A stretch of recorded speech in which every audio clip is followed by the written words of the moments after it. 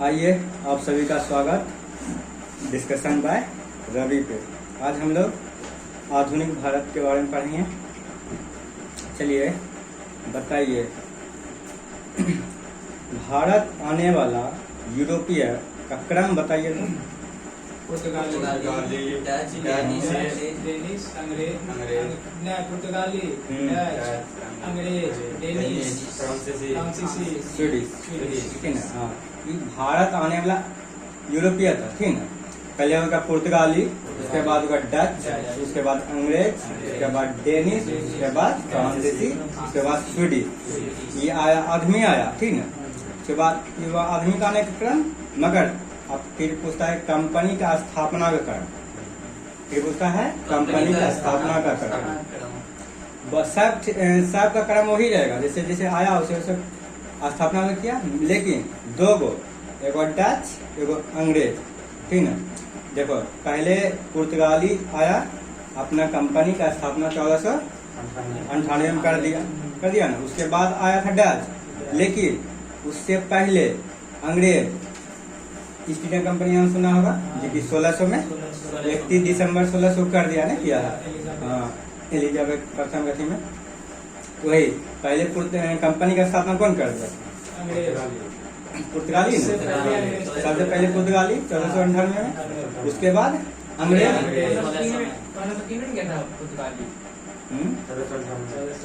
दूसरा वाला है 1503 में स्थापना हुआ पुर्तगाली कंपनी का। अरे नहीं, सही बता रहे, ठीक है। 1498 हो गया ना, देखना अथी में लिखा हुआ लुसेंट। देखो पहले हो गया पुर्तगाली हो गया, उसके बाद अंग्रेज 31 दिसंबर 1600।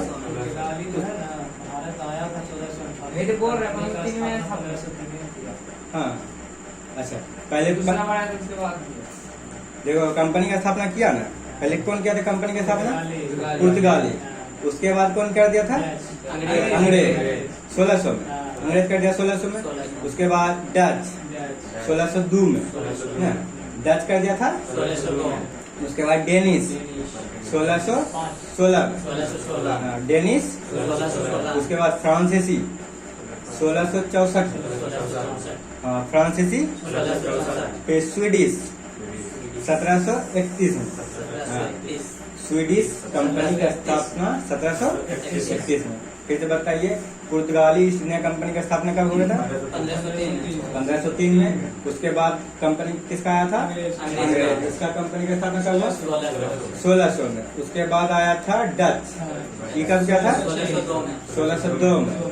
उसके बाद आया था डेनिश, ये कब किया था? 1616 में। फिर आया था फ्रांसीसी 1664 में, फ्रांसीसी। उसके बाद आया था स्वीडिश, स्वीडिश।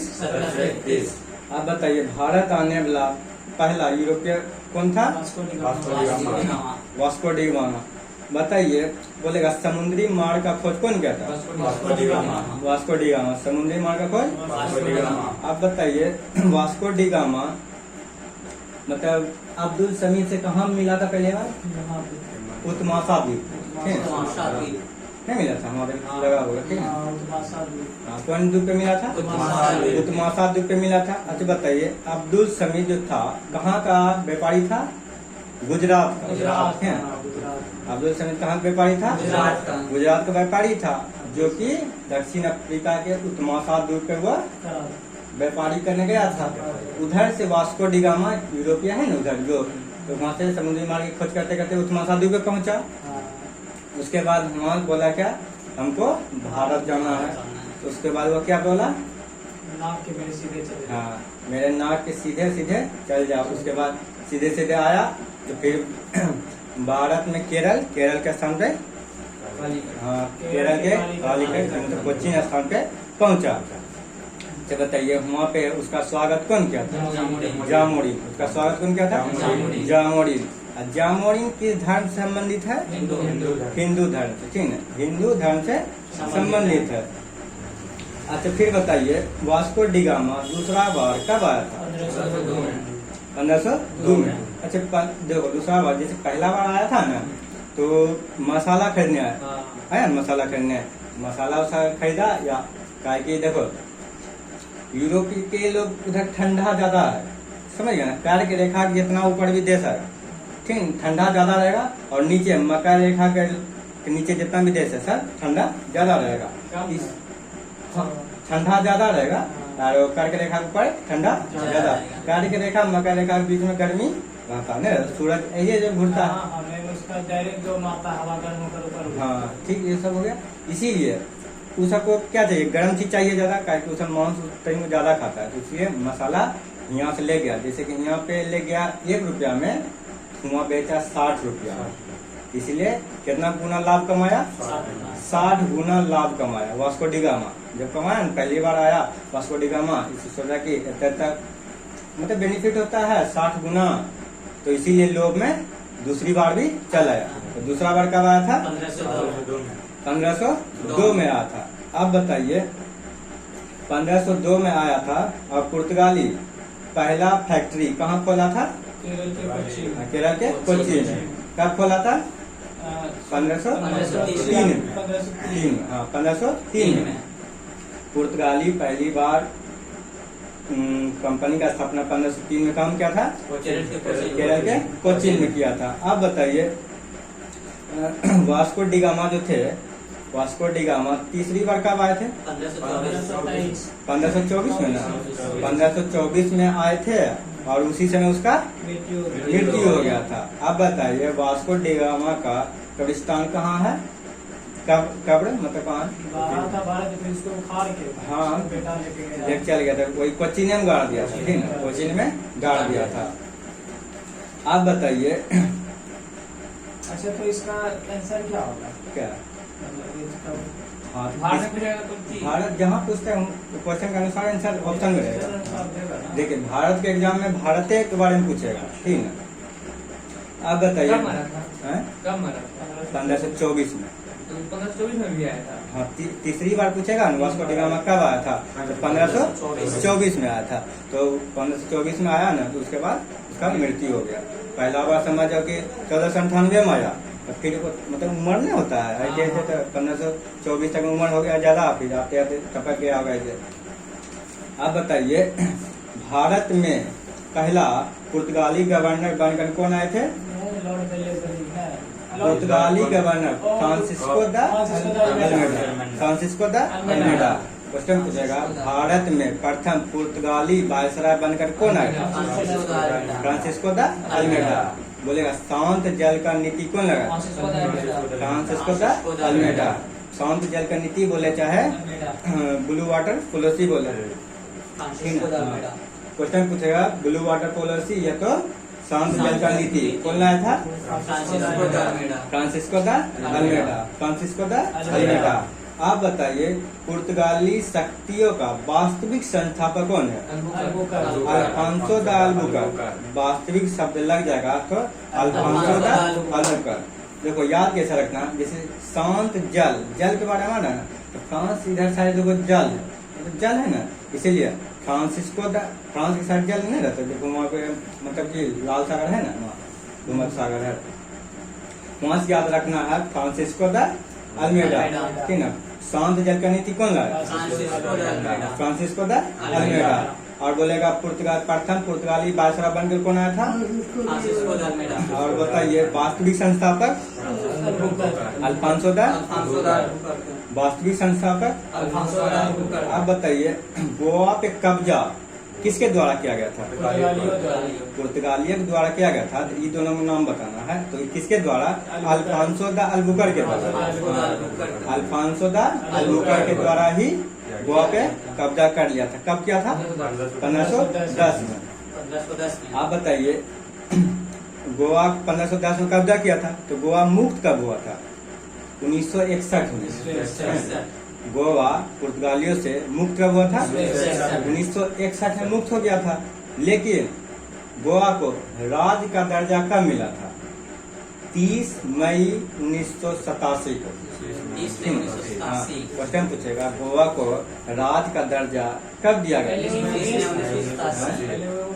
जिसे देखो देश में मतलब कि उस पर दूसरा का शासन चल रहा है, ठीक है ना, तो उस पर अधिकार भारत का नहीं है ना, जब तक वो छोड़ के गया तो पहले स्वतंत्र हुआ, स्वतंत्र हुआ तो मतलब कि और भी केंद्र शासित प्रदेश पहले बनेगा, केंद्र शासित प्रदेश बनेगा, राष्ट्रपति में वहाँ शासन चलेगा, फिर उसके बाद राज्य का दर्जा दिया जाएगा। जैसे अभी जम्मू कश्मीर लद्दाख क्या केंद्र शासित प्रदेश है। उसके बाद जब वहाँ पर माहौल शांत हो जाएगा, मगर और सा घटना नहीं होगा, जैसे अभी घटना हुआ है जनवरी करता है, तो उस सा घटना नहीं होने लगेगा तो उसको राज्य का दर्जा दिया जाएगा। जैसे कि सिक्किम है, पहले उसको शहर राज्य का दर्जा दिया गया ना। मतलब आप बताइए, आपको मन लगेगा, मतलब आपको बेनिफिट नजर आएगा तो आप राज्य बन जाइएगा। जैसे कि उसको पहले 1 साल रहने दिया, बोला ठीक है आप मतलब आपका देश में हम शामिल होना चाहते हैं, तो फिर सिक्किम को राज्य का दर्जा दे दिया गया था, ठीक है। उसी तरीका से गोवा को पहले स्वतंत्र कब हुआ पुर्तगाली से? 1961 में स्वतंत्र हुआ था। उसके बाद राज्य का दर्जा कब दिया गया था? 30 मई 1987। 30 मई 1987।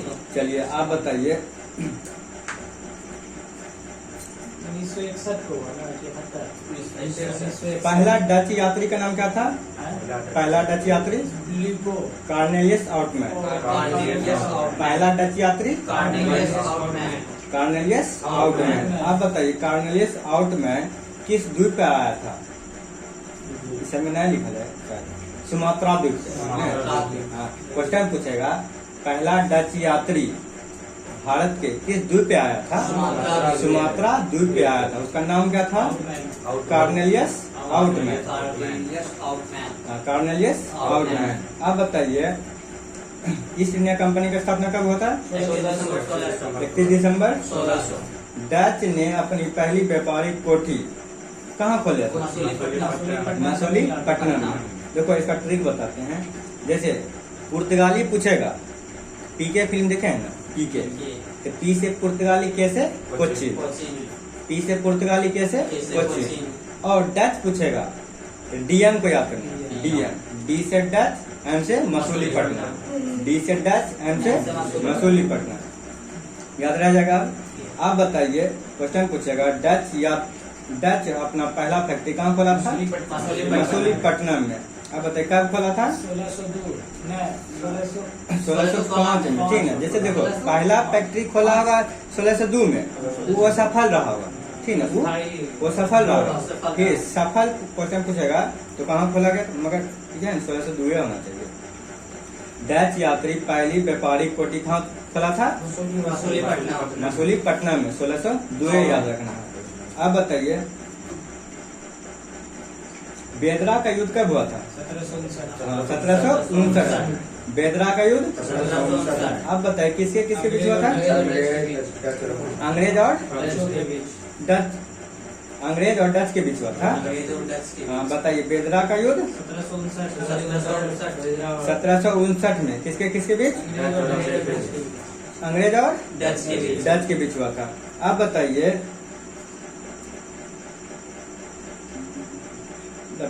अफीम के लिए अंग्रेज के समय जब अंग्रेज का शासन चलता था, अफीम के लिए भारत का कौन सा राज्य प्रसिद्ध था? बिहार, ठीक है। अफीम की खेती के लिए भारत का कौन सा राज्य प्रसिद्ध था? बिहार था। आप बताइए भारत आने वाला पहला जहाज कौन सा था? रेड ड्रैगन, ठीक है। आप बताइए भारत आने वाला पहला जहाज रेड ड्रैगन था। आप बताइए प्रथम फ्रांसीसी गवर्नर कौन था? डुप्ले। बताइए प्रथम फ्रांसीसी गवर्नर डुप्ले। प्रथम फ्रांसीसी गवर्नर। अब बताइए कलकत्ता नगर का स्थापना किसके द्वारा किया गया? जॉर्ज चार्नक के द्वारा। कलकत्ता नगर की स्थापना अच्छा बताइए मुंबई शहर का? गेराल्ड ओंगियार। मुंबई का? कलकत्ता का? जॉर्ज चार्नक। अब बताइए कर्नाटक का 3 गो युद्ध हुआ था, ठीक है। कर्नाटक का 3 गो युद्ध किसके किसके बीच हुआ था? फ्रांसीसी के बीच। कर्नाटक युद्ध 3 गो हुआ, किसके किसके बीच? अंग्रेज और फ्रांसीसी के बीच। आप बताइए प्रथम कर्नाटक युद्ध कब से कब चला था? 1746 से 1746 से 48। प्रथम कर्नाटक युद्ध दूसरा कर्नाटक युद्ध 49 से 53 54, ठीक है। दूसरा कर्नाटक युद्ध 49 से 54 तीसरा कर्नाटक युद्ध 58 से 63 58 गलत है, 56 से 63 काहे कि तीसरा कर्नाटक युद्ध को सप्तवर्षीय युद्ध भी बोलते हैं, ठीक है। तीसरा कर्नाटक युद्ध को बोलते हैं। अब बताइए प्रथम कर्नाटक युद्ध जो कि 46 से 48 चला था, तो किस संधि के द्वारा समाप्त किया गया था? एला सापल संधि। बताइए प्रथम कर्नाटक युद्ध किस संधि के द्वारा समाप्त हुआ था?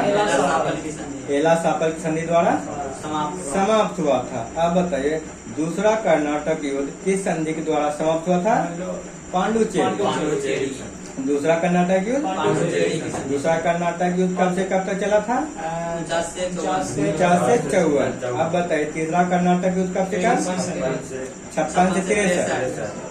56 से 63। अब बताइए तीसरा कर्नाटक युद्ध किस संधि के द्वारा समाप्त हुआ था? पेरिस के संधि द्वारा। कौन संधि द्वारा? अब बताइए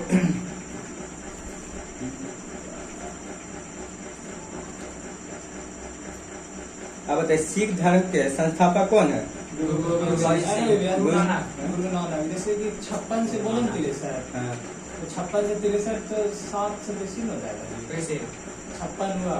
56 56 बाद में जोड़ेगा। हाँ, 57 56 से 60 हुआ। वो सन है, वो तो जोड़ घटा करेगा तब तक। अब बताइए सिख धर्म के संस्थापक कौन है? गुरु नानक। गुरु नानक। सिख धर्म के संस्थापक गुरु नानक। आप पहले 10 गुरु का नाम बता दो कोई बता। बोलो बोलिए ना। अरे बोलो। हम बोला लालू बोलो तो बोल बता। पहला हो गया गुरु नानक। दूसरा हो गया गुरु अंगद। हाँ। तीसरा हो गया रामदास अमरदास। चौथा रामदास। हाँ। पांचवा अर्जुन। हाँ। छठा हरराय। ने छठा हरगोविंद। हाँ। सातवां हरराय। हाँ। आठवां हरकिशन। नौवां गुरु तेग बहादुर। 10वां गुरु गोविंद सिंह। क्वेश्चन पूछेगा खालसा पंथ की स्थापना। गुरु गोविंद सिंह। और इसमें जो है ना हरकिशन के बारे में नहीं दिया, ठीक ना। क्वेश्चन पूछेगा चेचक से मृत्यु किसका हुआ? हरकिशन। चेचक से मृत्यु। अब बताइए दूसरा गुरु कौन था? गुरु अंगद। क्वेश्चन पूछेगा बताइए गुरु नानक का पहले जन्म कहाँ हुआ था? तलवंडी पाकिस्तान में। लाहौर में। लेकिन तलवंडी लाहौर कहाँ? पाकिस्तान में। वही दूंगा। अब बताइए तलवंडी पाकिस्तान में हुआ था, कब हुआ था? 1469। गांधी जी से 400 साल पीछे। हाँ 400 साल बड़ा है ना।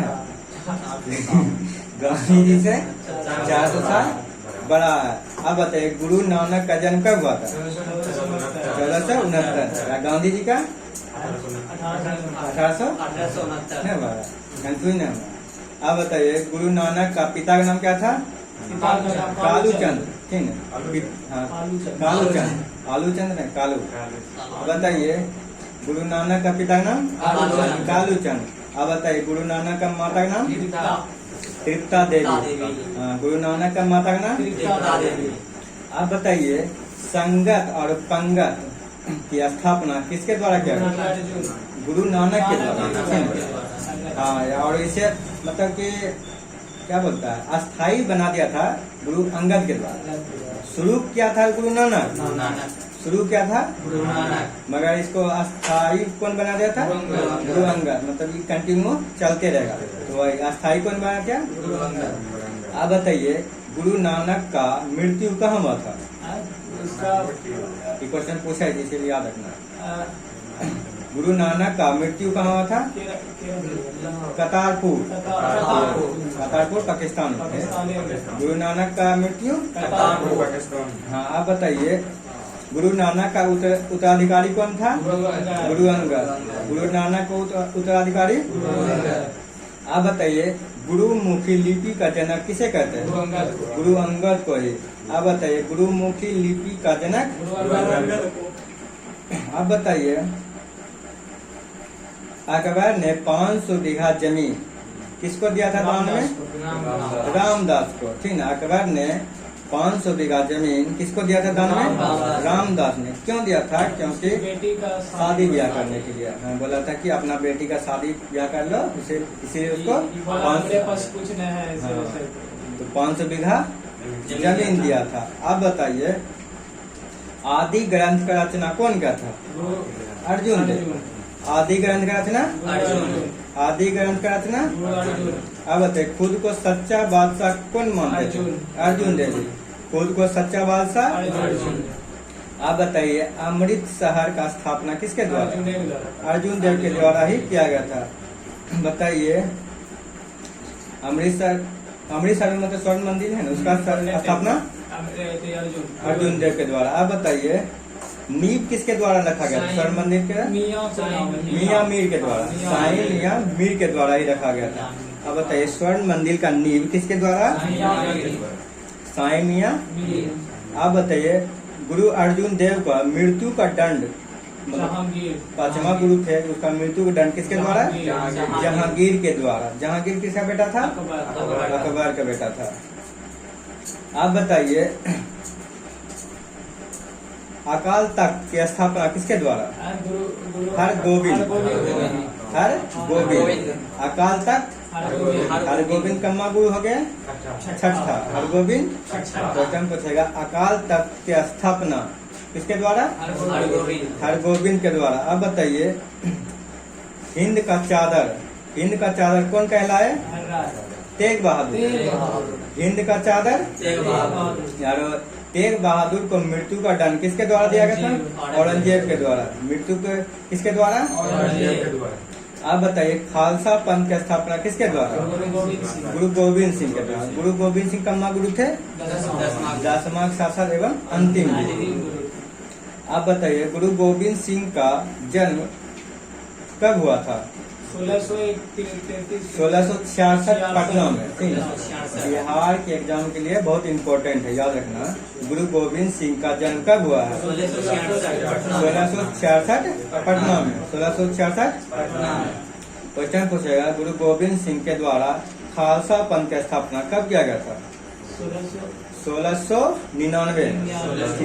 1699 33 साल के बाद ना।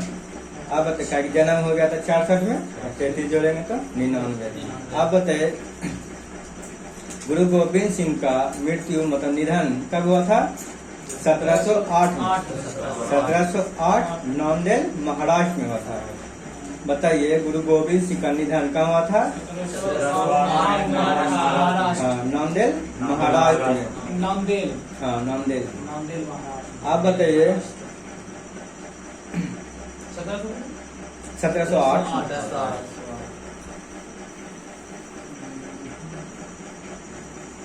आप बताइए बंगाल का नवाब कौन था पहले? सिराज उद्दौला। बंगाल का नवाब देखो। अच्छा बताइए ब्लैक होल की घटना कब हुआ था? ब्लैक होल मतलब कि वही काल कोठरी का घटना 20 जून 1756। ब्लैक होल देखो, ब्लैक होल जैसे कि इतने बड़ा हॉल था जिसमें 146 व्यक्ति को बंद कर दिया। 146 व्यक्ति को बंद कर दिया। किसके द्वारा बंद कर दिया था? फिर से बोलिए। देखो ब्लैक होल घटना का मतलब है जैसे कि पहले हुआ था 20 जून 1756। 20 जून 1756 ब्लैक होल मतलब काल कोठरी की घटना हुआ था जिसमें 146 व्यक्ति को ये हॉल में बंद कर दिया गया। अब भोरे मतलब कल उसको बाहर निकाला तो जिसको 140 में से 23 व्यक्ति बचा। 23 व्यक्ति। हाँ, वो अमेरिका का व्यक्ति था, पत्रकार था, ठीक ना। अमेरिका के पत्रकार था तो वही बताया कि ऐसा ऐसा घटना हुआ था। उसका नाम था जैसे हॉल में बंद था ना तो उसका नाम था जेड हॉलवे। हॉल में बंद कर दिया था, उसका नाम क्या था? क्वेश्चन पूछेगा ब्लैक हॉल की घटना के बारे में जानकारी किसके द्वारा दिया गया था? जेड हॉलवे के द्वारा जानकारी दिया गया था। लेकिन ये घटना रचा कौन था? सिराज उद्दौला। घटना रचा कौन था? सिराज उद्दौला के द्वारा रचा गया था। मगर इसके बारे में जानकारी कौन दिया था? Z hallway. Z hallway. हाँ, अब बताइए 20 जून 1756 में हुआ था। 20 जून 1756। अब बताइए अलीनगर का संधि कब हुआ था? 1 साल के बाद 57 में। अलीनगर के संधि सिराजउद्दौला और ईस्ट इंडिया कंपनी के बीच हुआ था। बताइए अलीनगर की संधि कब हुआ था? 1700। अब बताइए पलासी का युद्ध कब हुआ था? हाँ 23 जून 1757 में। अंग्रेज का सेनापति रॉबर्ट क्लाइव, ठीक ना, किसके किसके बीच हुआ था? अंग्रेज का सेनापति रॉबर्ट क्लाइव और बंगाल के नवाब सिराजुद्दौला। बंगाल के नवाब लेकिन इसमें सिराजुद्दौला का हार हो गया था और अंग्रेज इसमें जीत गया था। जीतने का कारण क्या था कि सिराजुद्दौला जो है ना, सिराजुद्दौला, हाँ तो मीर जाफर जो था ना, मीर जाफर धोखा दे दिया था। काहे धोखा दिया था? अंग्रेज रॉबर्ट क्लाइव बोला कि हाँ तुमको, हाँ तो उसको वो बोला कि तुमको गवर्नर बना देंगे, तुम उसको धोखा करना। तो उसी क्या सिराजुद्दौला के साथ धोखाधड़ी कर दिया, तो सिराजुद्दौला हार गया। तो उसके बाद प्लासी के युद्ध में किसका विजय हुआ था? रॉबर्ट क्लाइव, अंग्रेज के ना, रॉबर्ट क्लाइव अंग्रेज के विजय हुआ था। हार किसका हो गया था? सिराजुद्दौला का। किसका धोखाधड़ी कारण? मीर जाफर के कारण, ठीक ना। आप बताइए फिर इसीलिए क्वेश्चन पूछता है अंग्रेजों का गिदड़ किसे बोलते हैं? मीर जाफर को। अंग्रेजों का गिदड़ किसके बोलते हैं? आप बताइए पलासी का युद्ध का मैदान कहाँ है? बंगाल में, पश्चिम बंगाल में। अब बताइए कोई भागीरथी नदी के किनारे, गंगा को ही पश्चिम बंगाल में भागीरथी कहते हैं। अब बताइए सिराजुद्दौला का सेनापति कौन था? मीर जाफर, जो कि धोखाधड़ी का काम किया था। अब बताइए बंगाल का राजधानी जो पहले था ढाका, ढाका से फिर आया था मुर्शिदाबाद, और मुर्शिदाबाद से मुंगेर लाने का कार्य किसके द्वारा? मीर कासिम के द्वारा। सबसे पहले बंगाल का राजधानी कहाँ था? ढाका। ढाका के बाद आया था मुर्शिदाबाद, मुर्शिदाबाद से मुंगेर किसके द्वारा? मीर कासिम के द्वारा। किसके द्वारा? आप बताइए बक्सर का युद्ध कब हुआ था? 1764। हाँ 22 अक्टूबर 1764। बक्सर का युद्ध किसके किसके बीच हुआ था? अंग्रेज की तरफ से त्रिगुट सेना था, अंग्रेज और त्रिगुट सेना के बीच हुआ था, ठीक ना। बक्सर का युद्ध अंग्रेज और त्रिगुट सेना। त्रिगुट सेना में कौन कौन था? तो वो मीर कासिम और सुजाउद्दौला और शाह आलम द्वितीय, ठीक ना। जो बताइए कौन त्रिगुट सेना कौन कौन था? मीर कासिम, सुजाउद्दौला और शाह आलम द्वितीय, जिसके बीच हुआ था बक्सर का युद्ध। इस युद्ध में भी त्रिगुट सेना का हार हो गया था। ऑप्शन में तीनों का नाम नहीं रहेगा, त्रिगुट सेना लिखेगा। क्वेश्चन पूछेगा बक्सर का युद्ध किसके किसके बीच हुआ था? अंग्रेज और त्रिगुट सेना। तीनों एक अंग्रेज अकेला। हाँ अंग्रेज अकेला। अंग्रेज के पास दिमाग था ना, सब समय तक फुट डालो शासन करो। जब बताइए अंग्रेज हो गया और त्रिगुट सेना कौन कौन था? मीर कासिम, सुजाउद्दौला, सुजाउद्दौला याद रखिएगा। हाँ सुजाउद्दौला और शाह आलम द्वितीय, हाँ त्रिगुट सेना में थे, जिसमें कि अंग्रेज का विजय हो गया था और त्रिगुट सेना का हार हो गया था। आप बताइए 22 अक्टूबर 1764। बात देखिए जितना युद्ध है ना, ये सब जैसे कि प्लासी युद्ध हो गया, बक्सर का युद्ध हो गया और ब्लैक होल की घटना, 4-5 युद्ध दे देगा, चाहे मिलान करो, ठीक है। मिलान करने दे देगा, जब सही मिलान करेगा तो 1 नंबर आएगा। इसलिए सब युद्ध अब ऐसे नहीं पूछता है बक्सर के युद्ध कब हुआ, सब युद्ध के बारे में पूछेगा, कहेगा मिलान करो, अब ऑप्शन का नहीं पूछता है। आप बताइए अंग्रेज का बक्सर के युद्ध जब हुआ था 22 अक्टूबर 1764 में, तो अंग्रेज का सेनापति कौन था? Robert Clive, Hector Munro. अब बताइए बक्सर के युद्ध के समय अंग्रेज का सेनापति हेक्टर मुनरो था। अब बताइए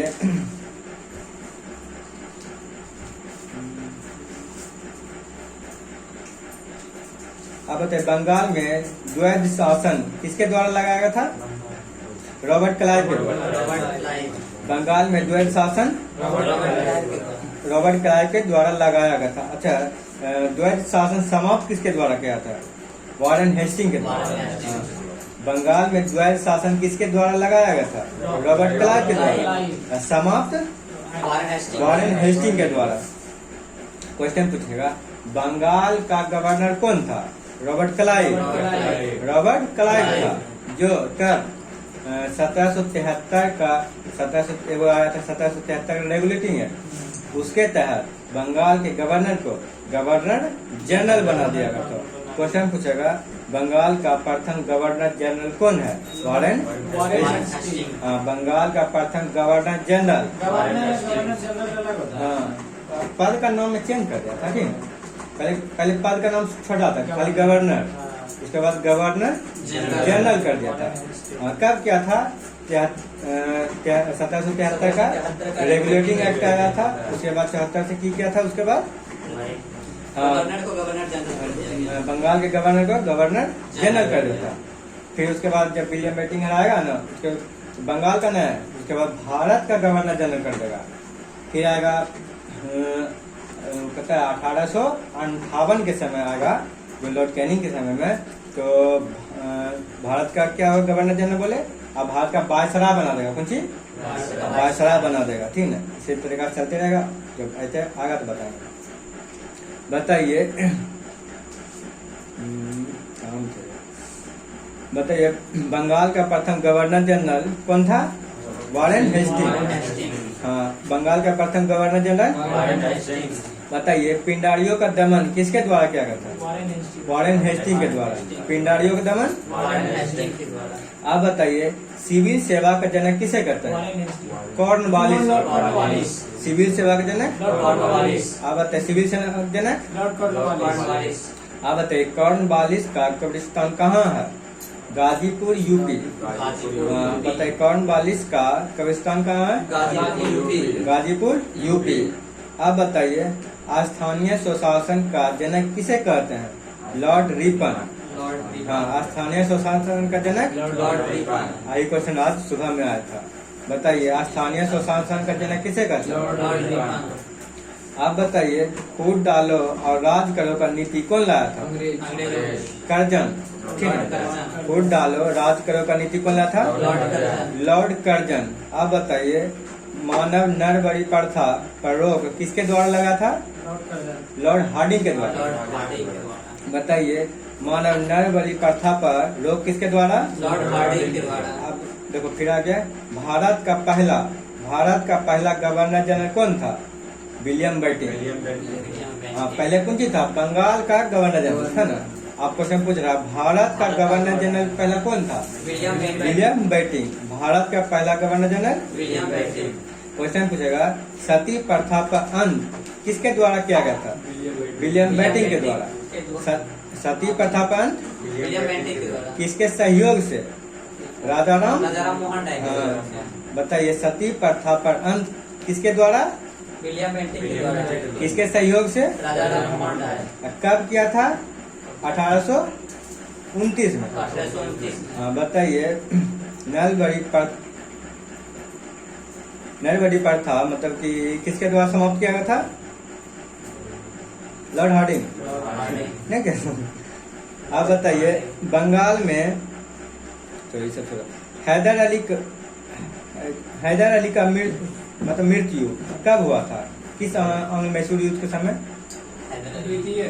दूसरा अंग मैसूर युद्ध के समय। बताइए हैदर अली का मृत्यु किस अंग मैसूर युद्ध के समय हुआ था? दूसरा अंग मैसूर युद्ध के समय। अब बताइए हैदर अली का पुत्र का नाम क्या था? टीपू सुल्तान। हैदर अली का पुत्र का नाम टीपू सुल्तान। अब बताइए टीपू सुल्तान का मृत्यु किस अंग मैसूर युद्ध के समय? चतुर्थ। ठीक है, चतुर्थ, जो कि 1799 में हुआ था। आप बताइए समाप्त हुआ।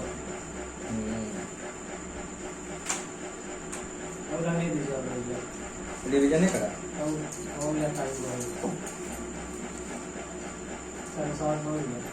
आज माथा पे उसके बाद ठीक है, बात करते हैं।